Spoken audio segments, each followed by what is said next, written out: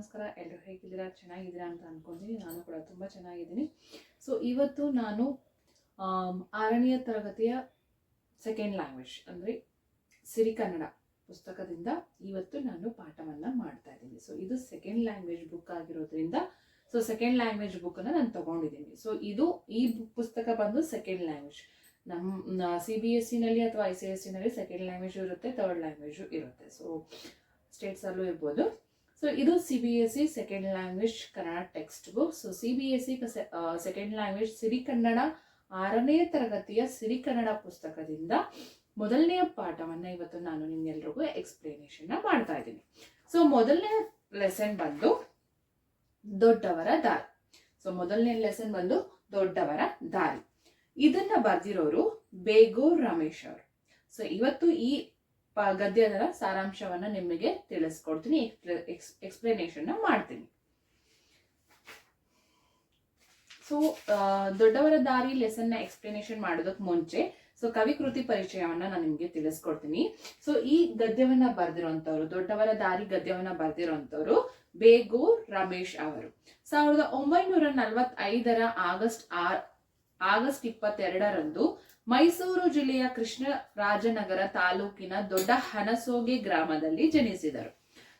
ಇವರು ಬೇಗೂರ್ ರಮೇಶ್ ಅವರು 1945ರಲ್ಲಿ ಆಗಸ್ಟ್ 22ರಂದು ಇವರು ಮೈಸೂರು ಜಿಲ್ಲೆಯ ಕೃಷ್ಣರಾಜನಗರ ತಾಲೂಕಿನ ದೊಡ್ಡ ಹನಸೋಗೆ ಗ್ರಾಮದಲ್ಲಿ ಜನನವನ್ನ ತಾಳ್ತಾರೆ. ಇವರ ತಂದೆ BS ಗೋವಿಂದರಾಜು, ತಾಯಿ ರಾಧಮ್ಮ. ಇವರ ತಂದೆ ಗೋವಿಂದರಾಜು ಆಗಿರ್ತಾರೆ, ತಾಯಿ ರಾಧಮ್ಮ ಅವರು ಆಗಿರ್ತಾರೆ. ರಮೇಶ್ BE ಪದವೀಧರರಾಗಿ ಕರ್ನಾಟಕ ವಿದ್ಯುತ್ ನಿಗಮದಲ್ಲಿ ಕಾರ್ಯನಿರ್ವಾಹಕ ಅಭಿಯಂತರರಾಗಿ ಸೇವೆ ಸಲ್ಲಿಸಿ ನಿವೃತ್ತರಾಗಿರುವರು.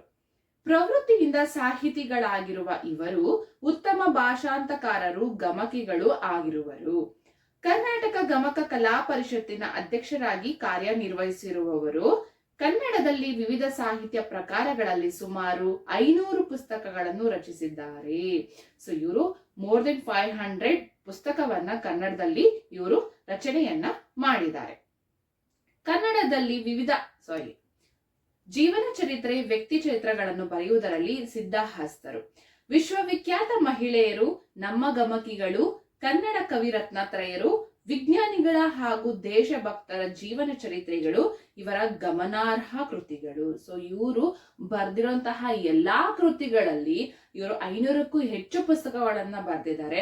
ಅದ್ ಎಲ್ಲದಕ್ಕಿಂತ ಈ ಕೆಲವೊಂದು ಆಯ್ಕೆ ಮಾಡ್ಕೊಂಡಿರುವಂತಹ ಕೃತಿಗಳು ತುಂಬಾ ಫೇಮಸ್ ಆಗಿರುವಂತಹ, ಗಮನಾರ್ಹ ಅಂದ್ರೆ ಫೇಮಸ್ ಆಗಿರುವಂತದ್ದು ಯಾವ್ಯಾವ್ದಂದ್ರೆ ವಿಶ್ವವಿಖ್ಯಾತ ಮಹಿಳೆಯರು, ನಮ್ಮ ಗಮಕಿಗಳು, ಕನ್ನಡ ಕವಿರತ್ನತ್ರಯರು, ವಿಜ್ಞಾನಿಗಳ ಹಾಗೂ ದೇಶಭಕ್ತರ ಜೀವನ ಚರಿತ್ರೆಗಳು. ಇವಿಷ್ಟು ತುಂಬಾ ಫೇಮಸ್ ಆಗಿರುವಂತಹ ಪುಸ್ತಕಗಳಾಗಿವೆ. ಶಾಂತಿಪ್ರಿಯ ಅಂಕಿತದಲ್ಲಿ ಇವರು ರಚಿಸಿದ 600 ವಚನಗಳ ಸಂಕಲನ ವಚನ ಸಾಗರ ಕೃತಿಗೆ ವಚನ ಸಾಹಿತ್ಯ ಅಕಾಡೆಮಿಯ ಪ್ರಶಸ್ತಿ ಬಂದಿರುತ್ತದೆ. ಇವರಿಗೆ ಗೌರ್ಮೆಂಟ್ ಕಡೆಯಿಂದ ಪ್ರಶಸ್ತಿಗಳು ಕೂಡ ಬಂದಿರುತ್ತೆ. ಅದರಲ್ಲಿ ಸಾಹಿತ್ಯ ಅಕಾಡೆಮಿ ಪ್ರಶಸ್ತಿ ಕೂಡ ಒಂದು ಆಗಿರುತ್ತೆ. ವಚನ ಸಾಹಿತ್ಯ ಅಕಾಡೆಮಿಯ ಪ್ರಶಸ್ತಿ ಕೂಡ ಇವ್ರಿಗೆ ಬಂದಿರುತ್ತೆ. ಅದು ಶಾಂತಿ ಪ್ರಿಯ ಅಂಕಿತದಲ್ಲಿ ಇವರು ರಚಿಸಿದ 600 ವಚನಗಳ ಸಂಕಲನ ವಚನ ಸಾಗರ ಕೃತಿಗೆ ಬಂದಿರತಕ್ಕದ್ದು. ಸರ್ MV ರವರ ಪ್ರಶಸ್ತಿ, ಡೆಪ್ಯೂಟಿ ಚೆನ್ನಬಸಪ್ಪ ರಾಜ್ಯ ಪ್ರಶಸ್ತಿ ಮೊದಲಾದ ಪ್ರಶಸ್ತಿಗಳು ಇವರಿಗೆ ಬಂದಿದೆ. ಪ್ರಸ್ತುತ ಪಠ್ಯಭಾಗವನ್ನು ಇವರ ಪ್ರಸಿದ್ಧ ವ್ಯಕ್ತಿಗಳ ಬಾಳಿನಲ್ಲಿ ಒಂದು ಘಟನೆ ಕೃತಿಯಿಂದ ಆಯ್ದುಕೊಳ್ಳಲಾಗಿದೆ. ಈ ಗದ್ಯವನ್ನ ಇವರು ಬರ್ದಿರುವಂತಹ ಪ್ರಸಿದ್ಧ ವ್ಯಕ್ತಿಗಳ ಬಾಳಿನಲ್ಲಿ ಒಂದು ಘಟನೆ ಎಂಬ ಕೃತಿಯಿಂದ ಇವರು ಈ ಗದ್ಯವನ್ನ ಆಯ್ಕೆ ಮಾಡಿಕೊಂಡಿದ್ದಾರೆ. ದೊಡ್ಡವರ ದಾರಿ, ಬೇಗೂರ್ ರಮೇಶ್. ಪ್ರವೇಶ ಅಂದ್ರೆ ನಾವು ಪಾಠವನ್ನ ಪ್ರವೇಶ ಮಾಡೋದಕ್ಕಿಂತ ಮುಂಚೆ ನಮ್ಗೆ ಒಂದು ಇಂಟ್ರಡಕ್ಷನ್ ಅಂತ ಕೊಟ್ಟಿರ್ತಾರೆ. ಆ ಇಂಟ್ರಡಕ್ಷನ್ ಏನು ಅನ್ನೋದನ್ನ ನಾನು ನಿಮ್ಗೆ ತಿಳಿಸ್ಕೊಡ್ತೀನಿ. ಪ್ರತಿಯೊಬ್ಬರ ಜೀವನದಲ್ಲಿಯೂ ಹಲವಾರು ಮರೆಯಲಾಗದ ಘಟನೆಗಳು ನಡೆಯುತ್ತವೆ. ಅವುಗಳ ಫಲ ಒಮ್ಮೆ ಸಿಹಿ, ಮತ್ತೊಮ್ಮೆ ಕಹಿ. ಕೆಲವು ಘಟನೆಗಳು ಇತರರಿಗೆ ಎಷ್ಟೋ ಅನುಭವ, ಜೀವ ಪಾಠಗಳನ್ನು ಕಲಿಸಿದ್ದಿವೆ. ಆದ್ದರಿಂದ ಮನುಷ್ಯ ಎಚ್ಚರವಾದದ್ದು ಇದೆ. ದಾರ್ಶನಿಕರ ಜೀವನದಲ್ಲಿ ನಡೆದ ಘಟನೆಗಳು ದಾರಿದೀಪಗಳಾಗಿ ಇತರರಿಗೆ ಬೆಳಕು ನೀಡುತ್ತವೆ. ಅಂತವರ ಜೀವನದಲ್ಲಿನ ಘಟನೆಗಳನ್ನು ನಮ್ಮ ಜೀವನದ ಬೆಳಕಿನ ಕಿರಣಗಳನ್ನಾಗಿಸಿಕೊಳ್ಳಬೇಕೆಂದು ಇಲ್ಲಿನ ಆಶಯವಾಗಿದೆ. ಸೊ ಈಗ ಎಲ್ಲಾರ ಜೀವನದಲ್ಲೂ ಒಂದು ಘಟನೆಗಳನ್ನ ನಡೆದೇ ಇರುತ್ತೆ, ಇನ್ಸಿಡೆಂಟ್ ಅನ್ನೋದು ನಡೆದೇ ಇರುತ್ತೆ. ಸೊ ಆ ಇನ್ಸಿಡೆಂಟ್ಗಳನ್ನ ಅವರು ಶೇರ್ ಮಾಡಿಕೊಂಡು ಕತೆಗಳ ಮೂಲಕ ಅಥವಾ ಒಂದು ಗದ್ಯದ ಮೂಲಕ ತಿಳಿಸ್ಕೊಡ್ತಾರಲ್ವಾ, ಅದನ್ನೇ ಇಲ್ಲೂ ಕೂಡ ಈ ಗದ್ಯದ ಮೂಲಕ ಒಂದು ಘಟನೆಯನ್ನ ತಿಳಿಸ್ಕೊಟ್ಟಿದ್ದಾರೆ. ಸೊ ಇದರಲ್ಲಿ ಅತಿ ಫೇಮಸ್ ಆಗಿರುವಂತಹ ವ್ಯಕ್ತಿಗಳ ಜೀವನ ಚರಿತ್ರೆಯಲ್ಲಿ ಆಗಿರುವಂತಹ ಘಟನೆಗಳನ್ನ ಇಲ್ಲಿ ನಾವು ನೋಡಬಹುದು. ಸೊ ಮೊದಲನೇದಾಗಿ ಇಲ್ಲಿ ನಾವು ಡಾಕ್ಟರ್ ರಾಜೇಂದ್ರ ಪ್ರಸಾದ್ ಅವರ ಬಗ್ಗೆ ತಿಳ್ಕೊಳ್ಳೋಣ.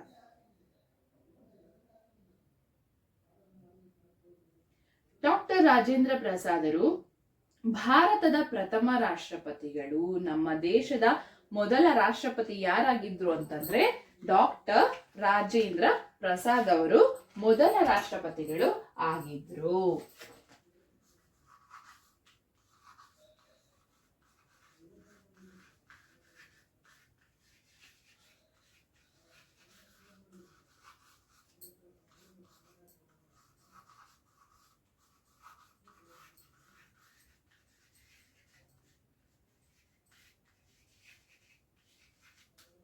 ಸೊ ನಮ್ಮ ದೇಶದ ಭಾರತ ದೇಶದ ಮೊದಲ ರಾಷ್ಟ್ರಪತಿ ಯಾರಾಗಿದ್ರು ಅಂದ್ರೆ ಡಾಕ್ಟರ್ ರಾಜೇಂದ್ರ ಪ್ರಸಾದ್ ಅವರು ಆಗಿದ್ರು. ಅತ್ಯಂತ ಉನ್ನತ ಸ್ಥಾನಕ್ಕೇರಿದರು, ಸರಳ ಜೀವನ ನಡೆಸಿದವರು. ಸೊ ಇವರು ರಾಷ್ಟ್ರಪತಿಗಳು ಆಗಿದ್ರು ಕೂಡ ಇವರ ಜೀವನ ತುಂಬಾ ಸರಳವಾಗಿ ಇತ್ತು. ಇವರು ಯಾವುದೇ ತರ ಆಡಂಬರದಿಂದ ಜೀವನವನ್ನ ನಡೆಸಿರ್ಲಿಲ್ಲ. ಹಾಗೆ ಲಕ್ಸುರಿ ಲೈಫ್, ಆಡಂಬರ ಅಂದ್ರೆ ಲಕ್ಸುರಿ ಲೈಫ್ ನ ಯಾವುದೇ ತರ ಲೀಡ್ ಮಾಡಿರ್ಲಿಲ್ಲ. ಇವರು ಸರಳವಾಗಿ ಜೀವನವನ್ನ ನಡೆಸಿರ್ತಾರೆ. ಯಾವುದೇ ತರ ನನ್ನ ಹತ್ರ ದುಡ್ಡಿದೆ, ನನ್ನ ಹತ್ರ ಪೊಸಿಷನ್ ಇದೆ ಅನ್ನೋದು ಅಹಂಕಾರವನ್ನ ಇವರು ತೋರಿಸಿರ್ಲಿಲ್ಲ. ಜನಕ ಮಹಾರಾಜನಂತೆ ಅವರದು ಋಷಿ ಸದೃಶ ಜೀವನ. ಸೊ ಜನಕ ಮಹಾರಾಜ ಅಂದ್ರೆ ಸೀತೆಯ ತಂದೆ.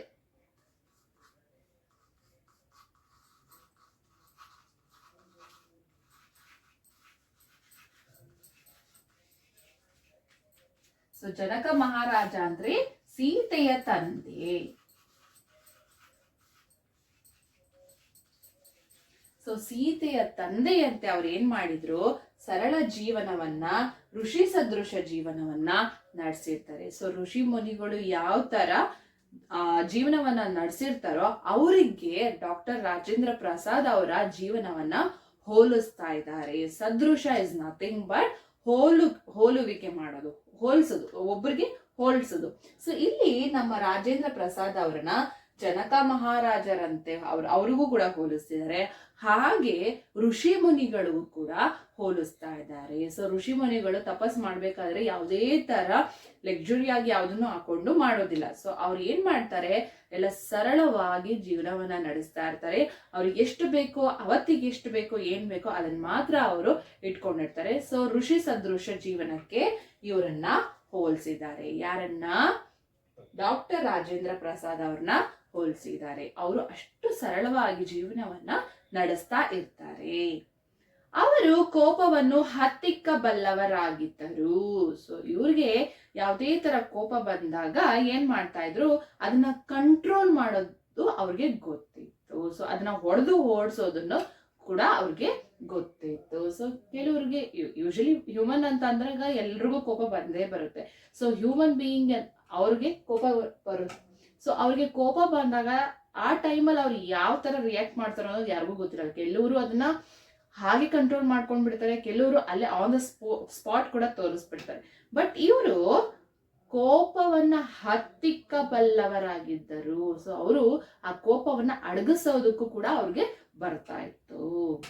ಬಾಳಿನಲ್ಲಿ ಶಿಸ್ತು, ಸಂಯಮ, ಸಮಯ ಪಾಲನೆ ಇವುಗಳಿಗೆ ಭಾರಿ ಮಹತ್ವ ನೀಡುತ್ತಿದ್ದರು. ಸೊ ಇವರು ಇಂಪಾರ್ಟೆನ್ಸ್ ಅಂತ ಇವ್ರ ಜೀವನದಲ್ಲಿ ಕೊಡ್ತಾ ಇದ್ರು. ಯಾವ್ಯಾವ್ದಕ್ಕೆ ಅಂದ್ರೆ ಶಿಸ್ತು ಅಂದ್ರೆ ಏನು? ಡಿಸಿಪ್ಲಿನ್. ಸೊ ಸಹಜವಾಗಿ ಆಸ್ ಎ ಸ್ಟೂಡೆಂಟ್ ಲೈಫ್ ಯಾರಿಗೇ ಆಗಿರ್ಬೋದು, ಒಬ್ಬ ಟೀಚರ್ಗಾಗಿರ್ಬೋದು ಅಥವಾ MNC ಕಂಪ್ನಿನಲ್ಲಿ ವರ್ಕ್ ಮಾಡೋರ್ಗಾಗಿರ್ಬೋದು, ಸ್ಟೂಡೆಂಟ್ಸ್ಗಳಿಗಾಗಿರ್ಬೋದು, ಯಾರಿಗೇ ಆಗಿರ್ಬೋದು, ತಮ್ಮ ಜೀವನದಲ್ಲಿ ಶಿಸ್ತು ಅನ್ನೋದು ಬಹಳ ಬಹಳ ಮುಖ್ಯ. ಸೊ ಶಿಸ್ತು ಅನ್ನೋದು ಇಲ್ಲ ಅಂತಂದ್ರೆ ಯಾವುದೇ ತರ ನಾವು ಕೆಲಸಗಳು ಮಾಡೋದಕ್ಕೂ ಕೂಡ ನಮಗೆ ಅಷ್ಟೊಂದು ಫೋಕಸ್ ನಮಗೆ ಬರೋದಿಲ್ಲ. ಯಾಕಂತಂದ್ರೆ ಇವಾಗ for example students timings, school childrens timings ಏನಿರುತ್ತೆ, ಸೊ 8 o'clock ಅಥವಾ 8:15 ಇರುತ್ತೆ. ಸೊ ಅವ್ರೇನಾದ್ರೂ 8:30 ಹೋದಾಗ, 8:45 ಹೋದಾಗ ಅವ್ರಿಗೆ ಅಲ್ಲಿ ಕ್ಲಾಸ್ ಒಳಗಡೆ ಹೋಗಿ ಅಟೆಂಡ್ ಮಾಡುವಂತಹ ಕಾನ್ಸಂಟ್ರೇಷನ್ ಕೂಡ ಇರೋದಿಲ್ಲ. ಯಾವುದೇ ತರ ಅಲ್ಲಿ ರೂಲ್ಸ್ ಅಂಡ್ ರೆಗ್ಯುಲೇಷನ್ ಅವರು ಫಾಲೋ ಕೂಡ ಮಾಡೋದಿಲ್ಲ. ಡಿಸಿಪ್ಲಿನ್ ಅನ್ನೋದು ಮೊದಲೇ ಇರೋದಿಲ್ಲ ಅವ್ರಿಗೆ. ಸೊ ಅದಕ್ಕಾಗಿ ಇಲ್ಲಿ ನಾನು ಏನ್ ಹೇಳ್ತಾ ಇರೋದು ಅಂದ್ರೆ, ರಾಜೇಂದ್ರ ಪ್ರಸಾದ್ ಅವ್ರಿಗೆ ಶಿಸ್ತ ಬಗ್ಗೆ ಅಷ್ಟೊಂದು ಮಹತ್ವ ಇತ್ತು. ಸೊ ಆನ್ ಟೈಮ್ ಇರ್ಬೇಕು ಅಂದ್ರೆ ಇರ್ಬೇಕು, ಆ ಕೆಲಸ ಮಾಡ್ಬೇಕು ಅದೇ ಟೈಮಲ್ಲಿ ಅಂದ್ರೆ ಆ ಕೆಲಸವನ್ನ ಅವರು ಮಾಡಿ ಮುಗಿಸ್ತಾ ಇದ್ರು. ಅಷ್ಟು ಶಿಸ್ತುಬದ್ಧವಾಗಿ ಅವರು ಡಿಸಿಪ್ಲಿನ್ ಆಗಿ on the time, on spot ಅವರು ಮಾಡ್ತಾ ಇದ್ರು. ಸಂಯಮ ಅಂದ್ರೆ ಸೊ ನಿಯಂತ್ರಣನ ಮಾಡೋದು. ಸಂಯಮ ಅಂದ್ರೆ ಏನಾದ್ರೂ ಕೋಪ ಬಂದಾಗ ಅಥವಾ ಯಾರಿಗಾದ್ರೂ ಏನಾದ್ರೂ ಪ್ರಾಬ್ಲಮ್ ಆದಾಗ ಅದನ್ನ ಹತೋಟಿಯಲ್ಲಿ ಇಟ್ಕೊಳ್ಳೋದು. ಅವ್ರಿಗೆ ಬೇರೆಯವ್ರಿಗೆ ಕೋಪ ಬಂದಾಗ ಅಥವಾ ಇವ್ರಿಗೆ ಕೋಪ ಬಂದಾಗ ಅದನ್ನ ಹತೋಟಿಯಲ್ಲಿ ಇಡೋದು, ನಿಯಂತ್ರಣ ಮಾಡೋದು, ಇದನ್ನ ನಾವು ಸಂಯಮ ಅಂತ ಕರಿತೀವಿ. ತಾಳ್ಮೆ ಅಂತ ಏನ್ ಹೇಳ್ತೀವೋ ಸೊ ಅದನ್ನ ನಾವು ಸಂಯಮ ಅಂತ ಕರಿತೀವಿ. ಸಮಯ ಪಾಲನೆ, ಸೊ ಇಲ್ಲೂ ಮತ್ತೆ ಟೈಮ್ ಮೋಷನ್ ಇಲ್ಲಿ ಬಂದಿದೆ. ಸೊ ಇಲ್ಲಿ ಅವರು ಯಾವ ಟೈಮಲ್ಲಿ ಅವರು ವರ್ಕ್ ಇರ್ತಿತ್ತೋ ಅದೇ ಟೈಮಲ್ಲಿ ಅವರು ಇನ್ ಅಂಡ್ ಔಟ್ ಆಗ್ತಾ ಇದ್ರು. ಅವರು ಟೈಮ್ಗೂ ಕೂಡ ಅಷ್ಟೇ ಇಂಪಾರ್ಟೆನ್ಸ್ ನ ಕೊಡ್ತಾ ಇದ್ರು. ತಾವು ಜನರ ಸೇವಕ ಎಂದು ಹೇಳಿಕೊಳ್ಳುತ್ತಿದ್ದರು. ಸೊ ಇವರು ಡಾಕ್ಟರ್ ರಾಜೇಂದ್ರ ಪ್ರಸಾದ್ ಅವರು ಭಾರತದ ರಾಷ್ಟ್ರಪತಿಗಳು ಆಗಿದ್ರು, ಪ್ರೆಸಿಡೆಂಟ್ ಆಫ್ ಅವರ್ ಇಂಡಿಯಾ ಆಗಿದ್ದವರು. ಸೊ ಇವರು ನಾನು ಜನರ ಸೇವಕ, ನಾನು ಪೀಪಲ್ ಸರ್ವೆಂಟ್ ಅಂತ ಹೇಳ್ಕೊಳ್ತಾ ಇದ್ರು. ಸೊ ಜನರಿಗಾಗಿ ಕೆಲಸವನ್ನ ಮಾಡಿದವರು ಇವರು. ಸೊ ಜನರಿಗೆ ಏನೇ ಪ್ರಾಬ್ಲಮ್ ಇದ್ರು ಆಗ ಅವರು ಹೆಲ್ಪ್ ಮಾಡ್ತಾ ಇದ್ರು. ಸೊ ಅವ್ರಿಗೆ ಏನ್ ಬೇಕು, ಆಗು ಹೋಗುಗಳು ಏನೇನಿದೆ ಎಲ್ಲವನ್ನು ಇವರು ನೋಡ್ಕೊಳ್ತಾ ಇದ್ರು. ಜನರಿಗೆ ಅವರು ಸೇವೆಯನ್ನ ಮಾಡ್ತಾ ಸೇವಕರಾಗಿ ಅವರು ಇದ್ರು. ಒಂದು ದಿನ ಕಚೇರಿಯ ಕೆಲಸ ಮುಗಿಸಿ ರಾಜೇಂದ್ರ ಪ್ರಸಾದರು ಮನೆಗೆ ಬಂದಾಗ ಅವರ ಒಂದು ಪುಸ್ತಕದ ಹಲವು ಪುಟಗಳು ಅಲ್ಲಲ್ಲಿ ಚೆಲ್ಲಾಪಿಲ್ಲಿಯಾಗಿ ಹರಿದು ಬಿದ್ದಿರುವುದನ್ನು ನೋಡಿದರು. ಸೊ ಇವರು ಪ್ರೆಸಿಡೆಂಟ್ ಆಫ್ ಇಂಡಿಯಾ. ಸೊ ಕೆಲಸ ಮುಗಿಸ್ಬಿಟ್ಟು ಅವರ ಕಚೇರಿಯಿಂದ ಮನೆಗೆ ಬಂದಿದ್ದಾರೆ. ಸೊ ಬಂದಾಗ ಏನಾಗಿದೆ, ಸೊ ಅವ್ರ ಮನೆಗೆ ಬಂದಾಗ ಅವರ ಒಂದು ಪುಸ್ತಕದಲ್ಲಿ ಹಲವಾರು ಪುಟಗಳನ್ನ ಅಂದ್ರೆ ಪೇಪರ್ಸ್ಗಳನ್ನ ಕಿತ್ತು ಏನ್ ಮಾಡಿದ್ದಾರೆ, ಪೇಪರ್ಸ್ನೆಲ್ಲ ಹರಿದು ಹಾಕ್ಬಿಟ್ಟಿದ್ದಾರೆ. ಸೊ ನಮ್ಮ ಮಕ್ಕಳು ಅದೇ ತರನೇ ಮಾಡೋದು. ಯಾವಾಗ್ಲೂ ಚಿಕ್ಕ ಮಕ್ಕಳಿಗೆ ಪೇಪರ್ ಸಿಕ್ಕರೆ ಸಾಕು, ಸಿಕ್ಕಿಲ್ಲ ಅಂದ್ರೂ ಕೂಡ ಅವರ ಪೇಪರ್ ಬುಕ್ಸ್ ಅಲ್ಲಿ ಏನೇನಿರುತ್ತೋ ಆ ಪೇಪರ್ಸ್ನೆಲ್ಲ ಹರಿದ್ಬಿಡ್ತಾರೆ. ಹರಿದು ಬಿಟ್ಟು ಏನ್ ಮಾಡ್ತಾರೆ, ಏನೋ ಒಂದು ಸ್ಕ್ರಿಬ್ಲಿಂಗ್ ವರ್ಕ್ ಮಾಡ್ತಾರೆ ಅಥವಾ ಯಾವ್ದಾದ್ರು ಒಂದು ಆಟಕ್ಕಂತ ಯೂಸ್ ಮಾಡ್ಕೊಳ್ತಾರೆ. ಅದೇ ಮಕ್ಕಳ ಅಭ್ಯಾಸ ಕೂಡ ಆಗಿರುತ್ತೆ. ಸೊ ಇಲ್ಲೂ ಕೂಡ ಏನ್ ಮಾಡ್ತಾರೆ, ಅಲ್ಲಿ ಪುಟಗಳನ್ನ ಅಲ್ಲಲ್ಲಿ ಬಿದ್ದಿತ್ತು, ಚೆಲ್ಲಾಪಿಲ್ಲಿ ಆಗಿತ್ತು. ಚೆಲ್ಲಾಪಿಲ್ಲಿ ಅಂತಂದ್ರೆ ಅಲ್ಲಿ ಇಲ್ಲಿ ಬಿದ್ದಿತ್ತು. ಇದೆಲ್ಲ ಮಕ್ಕಳ ಕೆಲಸ ಎಂಬುದು ಅವರಿಗೆ ಹೊಳೆಯಲು ಹೆಚ್ಚು ವೇಳೆ ಬೇಕಾಗಲಿಲ್ಲ. ಸೊ ಅವ್ರಿಗೆ ಇವಾಗ ಯಾರು ಮಾಡ್ತಾರ್ರಿ, ದೊಡ್ಡವರಂತೂ ಇದನ್ನ ಕೆಲಸ ಮಾಡೋದಿಲ್ಲ. ಸೊ ಚಿಕ್ಕ ಮಕ್ಕಳೇ ಮಾಡೋದು ಅಂತ ಗೊತ್ತಾಗೋಯ್ತು ಅವ್ರಿಗೆ. ಸೊ ಅವರು ಮನೆಗೆ ಬಂದ ತಕ್ಷಣ ನೋಡಿದ ತಕ್ಷಣನೇ ಅವ್ರಿಗೆ ಗೊತ್ತಾಗೋಯ್ತು, ಇದು ನಮ್ಮ ಮಕ್ಕಳ ಕೆಲಸ ಆಗಿದೆ. ಸೊ ನಮ್ಮ ಮಕ್ಕಳೇ ಈ ಕೆಲಸವನ್ನ ಮಾಡಿದ್ದಾರೆ, ಅವ್ರದೇ ಇಂತಹ ಮಿಸ್ಚೂವ್ ಮಾಡುವಂಥದ್ದು ಅಂತ ಯಾರು ಅನ್ಕೊಂಡಿದ್ದಾರೆ, ಡಾಕ್ಟರ್ ರಾಜೇಂದ್ರ ಪ್ರಸಾದ್ ಅವರು ಅನ್ಕೊಂಡಿದ್ದಾರೆ. ಅವ್ರಿಗೆ ಗೊತ್ತಾಗೋಗಿದೆ ಆಲ್ರೆಡಿ. ಮಕ್ಕಳಿಗೆ ತಮ್ಮ ತಪ್ಪಿನ ಅರಿವಾಗಬೇಕು ಎಂದೆನಿಸಿತು. ಸೊ ಇವ್ರಿಗೆ ಅನ್ಕೊಂತಾರೆ, ಸೊ ಮಕ್ಕಳು ಚಿಲ್ಡ್ರನ್ ಏನ್ ಮಾಡಿದಾರೋ ಆ ತಪ್ಪು ಅವ್ರಿಗೆ ಗೊತ್ತಾಗಬೇಕು. ಸೊ ಇವತ್ತು ಈ ತರ ಮಾಡಿದ್ದಾರೆ. ಸೊ ಇದನ್ನ ಹಾಗೆ ಬಿಟ್ಬಿಟ್ರೆ ನಾಳೆ ಇನ್ನೂ ದೊಡ್ಡ ತಪ್ಪನ್ನ ಮಾಡ್ತಾರೆ. ಇನ್ನೂ ಪೇಪರ್ಗಳನ್ನ ಹರಿದು ವೇಸ್ಟ್ ಮಾಡ್ಬೋದು. ಸೊ ಪೇಪರ್ಗಳನ್ನ ವೇಸ್ಟ್ ಮಾಡಿದಾಗ, ಪೇಪರ್ ಪ್ರಿಷಿಯಸ್ ಏನು ಅಂತ ಗೊತ್ತಿದೆ ಅಲ್ವಾ. ಸೊ ಪೇಪರ್ಗಳನ್ನ ವೇಸ್ಟ್ ಮಾಡಿದಾಗ ಏನು ಯೂಸ್ ಇಲ್ಲ. ಸೊ ಏನಾದ್ರೂ ಯೂಸ್ ಮಾಡ್ಕೊಳ್ಳೋಂಥದ್ದಿತ್ತು ಅಂತಂದ್ರೆ ಅದನ್ನ ಹರಿದು ಯೂಸ್ ಮಾಡ್ಬೋದು. ಯೂಸೇ ಇಲ್ಲ, ಸುಮ್ಮನೆ ಹರಿದು ಹಾಕ್ತಾರೆ ಅಂದ್ರೆ it is not good, right? So ಅದಕ್ಕಂತ ಇವರು ಆ ಮಕ್ಕಳಿಗೆ ಅವರ ರಾಂಗ್ ಥಿಂಗ್ ಅರಿವಾಗಬೇಕು, ಅವ್ರು ಏನ್ ಮಿಸ್ಟೇಕ್ ಮಾಡಿದ್ದಾರೆ ಅನ್ನೋದು ಅವರಿಗೆ ಗೊತ್ತಾಗಬೇಕು ಅಂತ ಯಾರು ಅನ್ಕೊಳ್ತಾರೆ, ಡಾಕ್ಟರ್ ರಾಜೇಂದ್ರ ಪ್ರಸಾದ್ ಅವರು ಅನ್ಕೊಳ್ತಾರೆ. ಆದರೆ ಆ ಮಕ್ಕಳನ್ನು ಅಪರಾಧಿಗಳಾಗಿಸಲು ಅವರ ಮನ ಒಪ್ಪಲಿಲ್ಲ. ಸೊ ಈಗ ಇವ್ರಿಗೊಂದು ಸಿಚುವೇಶನ್ ಇದೆ, ಕ್ರಿಟಿಕಲ್ ಸಿಚುವೇಶನ್ ಇದೆ. ಏನು ಅಂತಂದ್ರೆ, ಈಗ ಆ ಮಕ್ಕಳು ತಪ್ಪನ್ನ ಮಾಡಿದ್ದಾರೆ. ಸೊ ನಾವು ಆಸ್ ಅ ಟೀಚರ್ ಆಗಿ ಮಗಳು ತಪ್ಪನ್ನು ಮಾಡಿದಾಗ ಗದ್ರೋದ್ರಿಂದ ಆ ಪರಿಣಾಮಗಳು ತುಂಬಾನೇ ಇರುತ್ತೆ.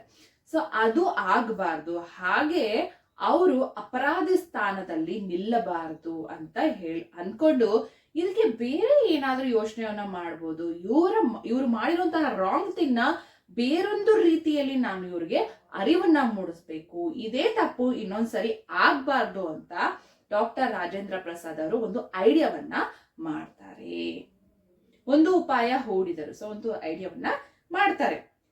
ಪ್ರಸಾದರು ಮುಖ ಕೈಕಾಲು ತೊಳೆದು ಬಂದರು. ಸೊ ಆಚೆಯಿಂದ ಬಂದ ತಕ್ಷಣ ನೋಡಿದಾಗ ಗೊತ್ತಾಯ್ತು ಇದೆಲ್ಲ ಮಕ್ಕಳ ಕೆಲಸ, ಇದೆಲ್ಲ ಮಕ್ಕಳೇ ಮಾಡಿದಂತ ಅವ್ರು ಚೆನ್ನಾಗಿ ಗೊತ್ತಾಗೋಯ್ತು. ಅವ್ರಿಗೆ ಟೈಮೇ ಬೇಕಾಗಿರ್ಲಿಲ್ಲ ಅನ್ಕೊಳ್ಳೋದಕ್ಕೆ. ಸೊ ಗೊತ್ತಾದ್ಮೇಲೆ ಏನ್ ಮಾಡ್ತಾರೆ, ಇವಾಗ ಅವ್ರಿಗೆ ಆ ಅರಿವು ಮೂಡಿಸ್ಬೇಕು, ಅವ್ರು ಮಾಡಿರುವಂತ ರಾಂಗ್ ಥಿಂಗ್ ನ ಅವ್ರಿಗೆ ತೋರಿಸ್ಕೊಡ್ಬೇಕು ಅಂತ ಅನ್ಕೊಳ್ತಾರೆ.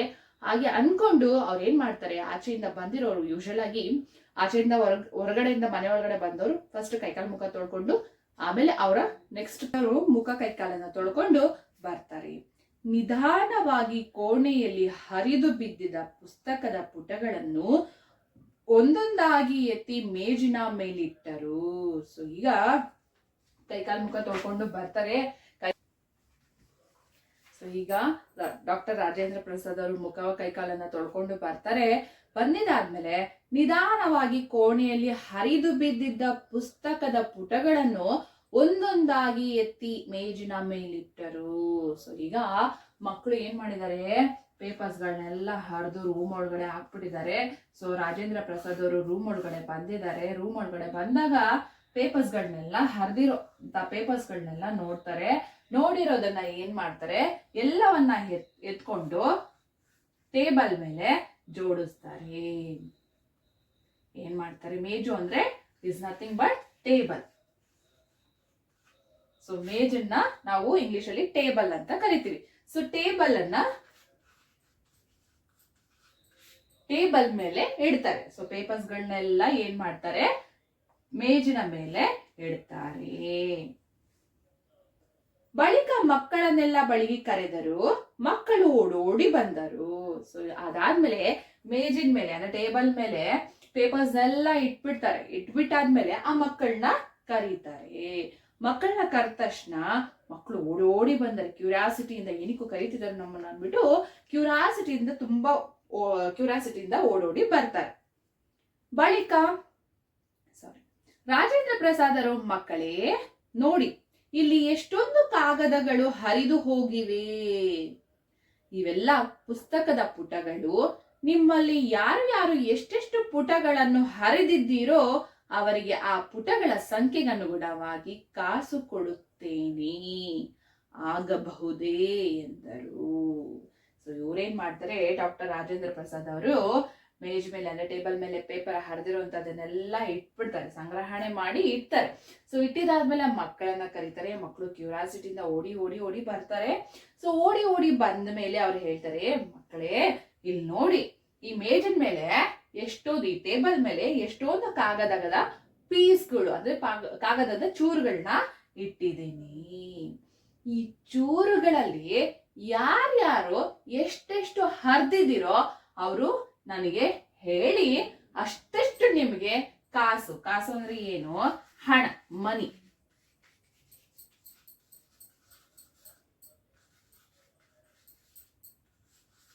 ಸೊ ಕಾಸನ್ನ ಕೊಡ್ತೀನಿ, ಅಷ್ಟಷ್ಟೇ, ಎಷ್ಟೆಷ್ಟು 2 ಆಗಿರ್ಬೋದು, 3 ಆಗಿರ್ಬೋದು, 4 ಆಗಿರ್ಬೋದು, ನೀವೆಷ್ಟು ಹರಿದಿದ್ದೀರಾ ಅಂತ ಹೇಳಿ ಅಲ್ಲಿ ಇಡಿ, ಒಬ್ಬೊಬ್ಬರಾಗಿ ಇಡಿ, ಅಷ್ಟಷ್ಟು ಹಣ ಕಾಸನ್ನ ನಾನು ಒಬ್ಬೊಬ್ರಿಗೆ ಕೊಡ್ತೀನಿ ಅಂತ ಹೇಳ್ತಾರೆ. ಯಾರು ಹೇಳ್ತಾರೆ, ಡಾಕ್ಟರ್ ರಾಜೇಂದ್ರ ಪ್ರಸಾದ್ ಅವರು ಹೇಳ್ತಾರೆ. ಯಾರಿಗೆ, ಮಕ್ಕಳಿಗೆ ಹೇಳ್ತಾರೆ.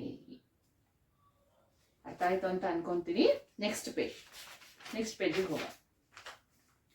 ಮಕ್ಕಳು ಒಬ್ಬರ ಮುಖ ಒಬ್ಬರು ನೋಡಿಕೊಂಡರು. ಸೊ ಮಕ್ಕಳಿಗೀಗ ಕ್ಯೂರಿಯಾಸಿಟಿ ತುಂಬಾ ಆಯ್ತು.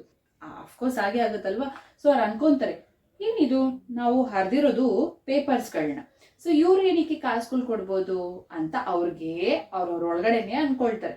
ಸೊ ಒಬ್ಬೊಬ್ರು ಅವ್ರವ್ರ ಮುಖಗಳನ್ನ ಒಬ್ರು ಮುಖ ಒಬ್ರು ನೋಡ್ಕೊಳ್ತಾರೆ. ಒಬ್ಬೊಬ್ಬರು ಕಾಸು ಸಿಗುವುದಲ್ಲ ಎಂಬ ಸಂತೋಷದಿಂದ ತಾವು ಹರಿದ ಪುಟಗಳ ಸಂಖ್ಯೆಯನ್ನು ತಿಳಿಸಿದರು. ಸೊ ಮಕ್ಕಳಿಗೆ ಪಾಪ ಏನ್ ಗೊತ್ತಿರುತ್ತೆ ಅಲ್ಲಿ ಏನ್ ನಡೀತಾ ಇದೆ ಅಂತ. ಸೊ ಅವ್ರೇನ್ ಮಾಡ್ತಾರೆ, ಒಟ್ನಲ್ಲಿ ಬಿಡು ನನಗ್ ಕಾಸು ಸಿಗುತ್ತಲ್ಲ ಅಂತ ಹೇಳಿ ಅವರು ಒಬ್ಬೊಬ್ರಾಗೆ ನಾನು 2 ಪೇಜು 3 ಪೇಜು 4 ಪೇಜು ಈ ತರ ಹರಿದಿದ್ದೀನಿ ಅಂತ ಅವರು ತಿಳಿಸ್ತಾರೆ. ಅಷ್ಟು ಹರಿದಿದ್ದೀನಿ, ಇಷ್ಟು ಕಾಸು ನನಗೆ ಬರ್ಬೇಕಿವಾಗ ಅಂತ ಅವರೇ ಅನ್ಕೊಂಡು ಅವರು ತಿಳಿಸ್ತಾರೆ. ಯಾರು ತಿಳಿಸ್ತಾರೆ? ಡಾಕ್ಟರ್ ರಾಜೇಂದ್ರ ಪ್ರಸಾದ್ ಅವರಿಗೆ ತಿಳಿಸ್ತಾರೆ. ಪ್ರಸಾದರು ಅವರಿಗೆಲ್ಲ ಅಷ್ಟಿಷ್ಟು ಕಾಸು ಕೊಟ್ಟರು. ಸೊ ಈಗ ಮಕ್ಕಳು ಹೇಳಿದ್ರಲ್ಲ, ನಾನು ಇಷ್ಟು ಎತ್ಕೊಂಡಿದ್ದೀನಿ, ಹರಿದು ಇಲ್ಲಿ ಇಟ್ಟಿದ್ದೀನಿ ಅಂತ. ಸೊ ಚೂರ್ ಮಾಡಿರುವಂತ ಪೇಪರ್ ಕೌಂಟಿಂಗ್ ಕೊಟ್ಟಿದ್ ಆದ್ಮೇಲೆ ಸೊ ಅಷ್ಟಿಷ್ಟು ಕೌಂಟಿಂಗ್ಗೆ ರಾಜೇಂದ್ರ ಪ್ರಸಾದ್ ಅವರು ಏನ್ ಮಾಡ್ತಾರೆ, ಹಣ ಕಾಸನ್ನ ಕೊಡ್ತಾರೆ. ಒಬ್ಬೊಬ್ರಿಗೆ ಇಷ್ಟಿಷ್ಟು ಅಂತ ಕಾಸನ್ನ ಕೊಡ್ತಾರೆ. ಹುಡುಗರಿಗೆ ಖುಷಿಯೋ ಖುಷಿ. ಆಗ ಪ್ರಸಾದರು, ನೋಡಿ ಮಕ್ಕಳೇ, ಪುಸ್ತಕಗಳು ಜ್ಞಾನ ಭಂಡಾರ. ಸೊ ಈಗ ಕಾಸನ್ನ ಕೊಟ್ಬಿಟ್ರು.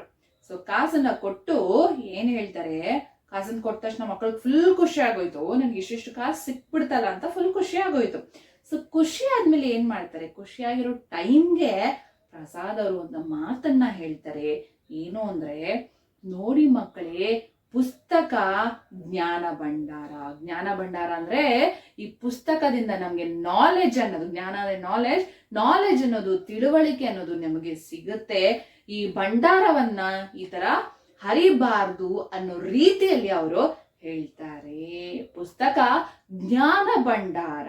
ಈ ಪುಸ್ತಕ ನಮ್ಗೆ ಏನಾಗಿದೆ, ಜ್ಞಾನ ಭಂಡಾರ, ತಿಳುವಳಿಕೆ, ನಾಲೆಜ್ ಅನ್ನ ಕೊಡುತ್ತೆ.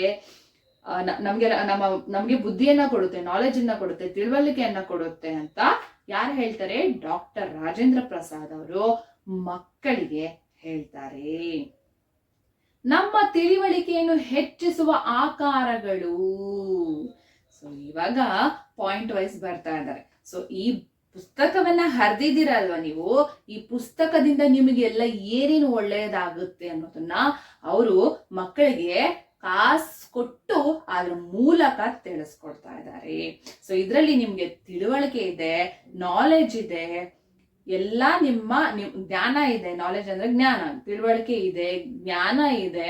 ಇದನ್ನ ನೀವು ಹರಿಬಾರ್ದಾಗಿತ್ತು ಅನ್ನೋ ರೀತಿಯಲ್ಲಿ ಇದನ್ನ ಹೇಳ್ತಾ ಇದ್ದಾರೆ. ಈ ಪುಸ್ತಕದಲ್ಲಿ ನಿಮ್ಗೆ ಅಷ್ಟೂ ಸಿಗುತ್ತೆ, ಅದನ್ನ ನೀವು ಹರಿಬಾರ್ದಾಗಿತ್ತು ಅನ್ನೋರ್ ಆ ಪಾಯಿಂಟ್ ವೈಸ್ ಅಲ್ಲಿ ಅವರು ಹೇಳಿದ್ದಾರೆ. ತಿಳುವಳಿಕೆ, ಜ್ಞಾನ ಹೆಚ್ಚಿಸುವ ಆಕಾರಗಳು. ನಮ್ಗೆ ಯೂಶಲಿ ನಮ್ಗೆ ಎಲ್ಲ ಸಿಗ್ಬೇಕು ಅಂತಂದ್ರೆ, ವಿಚ್ ಮೀನ್ಸ್ ತಿಳುವಳಿಕೆ, ಜ್ಞಾನ ಇವೆಲ್ಲ ಸಿಗ್ಬೇಕು ಅಂತ ಅಂದ್ರೆ ನಾವು ಪುಸ್ತಕವನ್ನ ಓದ್ಲೇಬೇಕಾಗತ್ತೆ. ಸೊ ಪುಸ್ತಕವನ್ನ ಓದಿದಾಗ ಏನಾಗುತ್ತೆ, ನಮ್ಗೆ ಜ್ಞಾನ ಅನ್ನೋದು, ನಾಲೆಜ್ ಅನ್ನೋದು ಇಂಪ್ರೂವ್ ಆಗುತ್ತೆ. ಸೊ ಆಟೋಮೆಟಿಕ್ ಆಗಿ ಇಂಪ್ರೂವ್ ಆಗುತ್ತೆ. ಸೊ ಕೆಲವು ಬಗ್ಗೆ ಸ್ಟೋರಿ ಬಗ್ಗೆ ಓದಿದಾಗ ಅಥವಾ ಕೆಲವೊಂದು ಇನ್ಸಿಡೆಂಟ್ ನಾವು ಓದಿದಾಗ ನಮ್ಗೆ ನಾಲೆಜ್ ಅನ್ನೋದು ಮೂಡ್ಕೊಡುತ್ತೆ. ಪುಸ್ತಕದ ಪುಟಗಳನ್ನು ಹರಿದು ಹಾಕುವುದು ಒಳ್ಳೆಯ ಅಭ್ಯಾಸವಲ್ಲ, ತಿಳಿಯಿತೆ. ಸೊ ಈಗ ಎಲ್ಲರಿಗೂ ಅವರವರ ತಪ್ಪಿನ ಅರಿವನ್ನ ಮಾಡ್ತಾ ಇದ್ದಾರೆ. ಸೊ ಪುಸ್ತಕ ಅಂದ್ರೆ ನಿಮ್ಮ ಜ್ಞಾನವನ್ನ, ನಿಮ್ಮ ತಿಳುವಳಿಕೆಯನ್ನ ಹರಿದು ಯಾವತ್ತೂ ಹಾಕ್ಬಾರ್ದು. ಇದರಲ್ಲಿ ನಿಮ್ಗೆ ಜ್ಞಾನ ಇದೆ, ತಿಳುವಳಿಕೆ ಇದೆ, ಬುದ್ಧಿ ಇರುತ್ತೆ, ಎಲ್ಲವನ್ನೂ ತಿಳಿಸ್ಕೊಡುವಂತಹದ್ದು ಪುಸ್ತಕ. ಅದನ್ನ ಅರಿಬಾರ್ದು, ಹರಿದು ಹಾಕೋದು ಒಳ್ಳೆ ಅಭ್ಯಾಸ ಅಲ್ಲ ಅಂತ ತಿಳಿಸ್ಕೊಡ್ತಾರೆ ಎಂದು ಮಕ್ಕಳಿಗೆ ತಿಳಿ ಹೇಳುವಂತೆ ಹೇಳಿದರು. ಸೊ ಅವರಿಗೆ ಅರ್ಥ ಆಗೋ ರೀತಿಯಲ್ಲಿ ಯಾವುದೇ ತರ ಬೈದೆ, ಯಾವುದೇ ತರ ಪನಿಷ್ಮೆಂಟ್ ಅನ್ನೋದನ್ನ ಕೊಡದೆ, ಶಿಕ್ಷೆ ಅನ್ನೋದನ್ನ ಕೊಡದೆ ಅವರು ಈ ರೀತಿಯ ಮೂಲಕ ಅವರ ತಪ್ಪಿನ ಅರಿವನ್ನ ಮೂಡಿಸಿದ್ದಾರೆ. ಮಕ್ಕಳಿಗೆ ತಮ್ಮ ತಪ್ಪಿನ ಅರಿವಾಯಿತು. ಸೊ ಈಗ ಮಕ್ಕಳಿಗೆ ಗೊತ್ತಾಯ್ತು, ಹೌದಲ್ವಾ, ನಾವು ತಪ್ಪು ಮಾಡಿದೀವಲ್ವಾ. ಸೊ ತಪ್ಪು ನಮ್ಮದಾಗಿದ್ದಾಗ ನಾವೇನು ಮಾಡಕ್ಕಾಗಲ್ಲ. ಸೊ ಈಗ ಆ ಮಕ್ಕಳಿಗೆ ತಪ್ಪು ಅರಿವಾಗಿದೆ. ಅವರೆಲ್ಲ ರಾಜೇಂದ್ರರಿಗೆ, ತಾತ, ನಾವು ಇನ್ನು ಮುಂದೆ ಎಂದೂ ಪುಸ್ತಕಗಳ ಪುಟಗಳನ್ನು ಹರಿಯುವುದಿಲ್ಲ. ಸೊ ಈಗ ಒಳ್ಳೆ ಮಕ್ಕಳಲ್ವ ಅವರೆಲ್ಲ, ಅವ್ರಿಗೆಲ್ಲರಿಗೂ ಅರ್ಥ ಆಗಿದೆ. ಸೊ ಅವ್ರಿಗೆಲ್ಲರಿಗೂ ಏನ್ ಅರ್ಥ ಆಗಿದೆ, ಪುಸ್ತಕ ನಮ್ಮ ಜ್ಞಾನ, ಪುಸ್ತಕ ನಮ್ಮ ತಿಳುವಳಿಕೆ. ಈ ಪುಸ್ತಕವನ್ನ ನಾವು ಹರಿಬಾರ್ದಾಗಿತ್ತು, ಬಟ್ ಹರಿದು ಬಿಟ್ಟಿದೀವಿ. ಇನ್ನು ಮುಂದೆ ತಾತ ನಾವು ಈ ತಪ್ಪನ್ನ ಮಾಡೋದಿಲ್ಲ ಅಂತ ಪ್ರಾಮಿಸ್ ಅನ್ನ ಮಾಡ್ತಾ ಇದ್ದಾರೆ. ಯಾರು? ಮಕ್ಕಳು ರಾಜೇಂದ್ರ ಪ್ರಸಾದ್ ಅವರಿಗೆ ಪ್ರಾಮಿಸ್ ಅನ್ನ ಮಾಡ್ತಾ ಇದ್ದಾರೆ. ಜೋಪಾನ ಮಾಡುತ್ತೇವೆ, ನಾವು ಇದನ್ನ ಪ್ರೊಟೆಕ್ಟ್ ಮಾಡ್ತೀವಿ, ಪುಸ್ತಕವನ್ನ ಪ್ರೊಟೆಕ್ಟ್ ಮಾಡ್ತೀವಿ, ನಾವ್ ಯಾವುದೇ ತರ ಹಾಳು ಮಾಡೋದಿಲ್ಲ ಅಂತ ಹೇಳ್ತಾ ಇದ್ದಾರೆ ಎಂದು ಪ್ರಮಾಣ ಮಾಡಿ ಹೇಳಿದ್ರು. ಅದೇ ಪ್ರಾಮಿಸ್, ಪ್ರಮಾಣ ಅಂದ್ರೆ ಪ್ರಾಮಿಸ್ ಮಾಡ್ತಾರೆ. ಪ್ರಸಾದರಿಗೆ ಸಮಾಧಾನವಾಯಿತು. ಸೊ ಈಗ ರಾಜೇಂದ್ರ ಪ್ರಸಾದ್ ಅವ್ರಿಗೆ ಸಮಾಧಾನ ಆಗತ್ತೆ. ಅವರು ಹೊಡಿದೇ ಹೇಳಿದ್ದಾರೆ, ಶಿಕ್ಷೆ ಕೊಡದೆ ಹೇಳಿದ್ದಾರೆ, ಬೈದಲ್ಲೇನೆ ಹೇಳಿದ್ದಾರೆ. ಸೊ ಈಗ ಅವರಿಗೆ ಮಕ್ಕಳಿಗೆ ಅವರ ತಪ್ಪು ಅರಿವಾಯ್ತಲ್ಲ ಅನ್ನೋದು ಒಂದು ಸಮಾಧಾನ ಅವರಿಗೆ ಇದೆ. ಮಕ್ಕಳಲ್ಲಿ ಅಪರಾಧಿ ಮನೋಭಾವ ಮೂಡಲಿಲ್ಲ. ಸೊ ಮಕ್ಕಳಿಗೆ ಅವರು ಹೇಳಿಕೊಟ್ಟಂತಹ ರೀತಿ, ಅವರು ಹೇಳಿದಂತಹ ದಾರಿ ಆ ಮಕ್ಕಳಿಗೆ ಓ ನಾನು ಅಪರಾಧಿ, ನಾನು ಖೈದಿ ಅನ್ನೋ ಭಾವನೆ ಅಲ್ಲಿ ಬರ್ಲಿಲ್ಲ. ಅನ್ಕೊಂಡಿದ್ಯಾ ಅವಾಗ ಮಕ್ಕಳಲ್ಲಿ ತಾವು ತಪ್ಪು ಮಾಡಿದೀವಿ ಅಂತ ಅನ್ಕೊಂಡ್ರು. ಆದ್ರೆ ಅದು ಯಾವ ರೀತಿ ಅಂದ್ರೆ ಮಕ್ಕಳಿಗೆ ತಪ್ಪು ಅರಿವಾಗಿದೆ, ಆದ್ರೆ ಅಪರಾಧಿ ಸ್ಥಾನದಲ್ಲಿ ಅವರು ಇಲ್ಲ.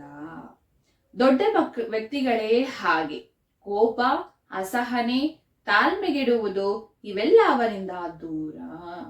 ಸೊ ಕೆಲವು ವ್ಯಕ್ತಿಗಳಿರ್ತಾರೆ, ಅವ್ರು ಎಷ್ಟೇ ಮೇಲೆ ಎತ್ತರವಾಗಿ ಹೋದ್ರೂ ಕೂಡ ಅವರು ಯಾವುದೇ ಕಾರಣಕ್ಕೂ ಅವರು ನಡೆದು ಬಂದಂತ ದಾರಿ ಆಗಿರ್ಬೋದು, ಅವ್ರದೇ ಆದಂತಹ ಒಂದು ಡಿಗ್ನಿಟಿ ಅನ್ನೋದಿರುತ್ತೆ. ಕೋಪವನ್ನ ಯಾವುದೇ ತರ ಮಾಡ್ಕೊಳ್ಳೋದಿಲ್ಲ, ಯಾವುದೇ ತರ ಬೇರೆಯವ್ರ ಮೇಲೆ ಅಸೂಹೆಯನ್ನ ಪಡ್ಕೊಳ್ಳೋದಿಲ್ಲ, ಅಸೂಹೆಯನ್ನ ಇಟ್ಕೊಳ್ಳೋದಿಲ್ಲ, ಯಾವಾಗ್ಲೂ ತಾಳ್ಮೆಯಿಂದ ಇರ್ತಾರೆ. ಅಂತವ್ರಿಗೆ ಜೀವನದಲ್ಲಿ ತುಂಬಾ ಯಶಸ್ಸು ಬೇಗ ಬರುತ್ತೆ. ಯಾಕಂದ್ರೆ ಅವ್ರು ಯಾವ ತಂಟೆಗೂ ಹೋಗೋದಿಲ್ಲ, ಯಾರು ಕೇಡನ್ನ ಮಾಡ್ಬೇಕು ಅಂತಾನು ಕೂಡ ಅವರು ಯಾವುದೇ ಕಾರಣಕ್ಕೂ ಅನ್ಕೊಳ್ಳೋದಿಲ್ಲ. ಸೊ ಅವ್ರಿಗೆ ಯಾವುದೇ ತರ ಕೋಪ ಮಾಡ್ಕೊಳ್ಬೇಕು ಇಂಥವ್ರ ಮೇಲೆ ಅಂತಾನು ಕೂಡ ಅನ್ಕೊಳ್ಳೋದಿಲ್ಲ. ಸೊ ಕೆಲವ್ರ ನೋಡಿ ಆ ಕೋಪ ಬಂದಾಗ ಆ ಜಾಗದಿಂದನೇ ಹೋಗ್ಬಿಟ್ಟಿರ್ತಾರೆ ಅವರು.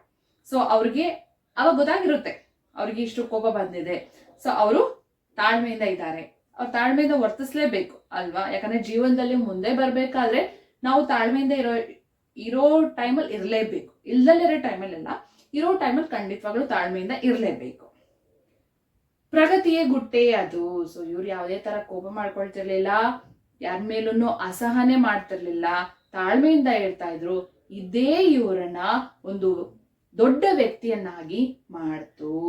ಇವರು ಯಾರು ಅಲ್ಲ, ಭಾರತದ ರಾಷ್ಟ್ರಪತಿ ಡಾಕ್ಟರ್ ರಾಜೇಂದ್ರ ಪ್ರಸಾದ್. ಸೊ ಇಲ್ಲಿಗೆ ಪಾರ್ಟ್ 1 ಮುಗಿದಿದೆ. ಸೊ ಪಾರ್ಟ್ 2 ಇದೆ, ದೊಡ್ಡವರ ದಾರಿನಲ್ಲಿ ಇನ್ನೊಬ್ಬರ ಚರಿತ್ರೆ ಕೂಡ ಇದೆ. ಅವ್ರದ್ದು ನೆಕ್ಸ್ಟ್ ವಿಡಿಯೋದಲ್ಲಿ ಪಾರ್ಟ್ 2 ವಿಡಿಯೋದಲ್ಲಿ ಹಾಕ್ತೀನಿ ನೋಡಿ. ಇಷ್ಟ ಆದ್ರೆ ಲೈಕ್ ಮಾಡಿ, ಸಬ್ಸ್ಕ್ರೈಬ್ ಮಾಡಿ, ಶೇರ್ ಮಾಡಿ, ಕಮೆಂಟ್ ಮಾಡಿ. Thank you.